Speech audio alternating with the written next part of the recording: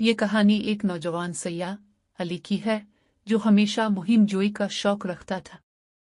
एक दिन उसने फैसला किया कि वो पाकिस्तान के शुमाली इलाकों का एक ऐसा सफ़र करेगा जहां बहुत कम लोग जाते हैं। इसका ख्वाब था कि वो एक कदीम गुमशुदा गांव को तलाश करे जिसके बारे में सिर्फ कहानियां सुनाई जाती थीं।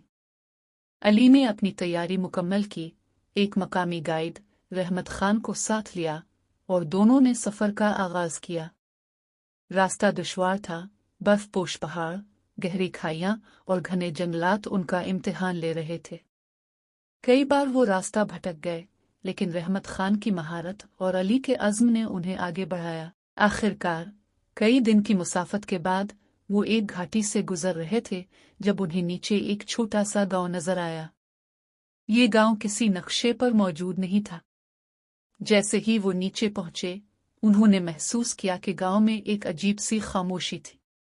मकानात कदीम तर्ज के थे और लोग रिवायती लिबास में मलबूस थे, जैसे वक्त यहाँ रुक गया हो।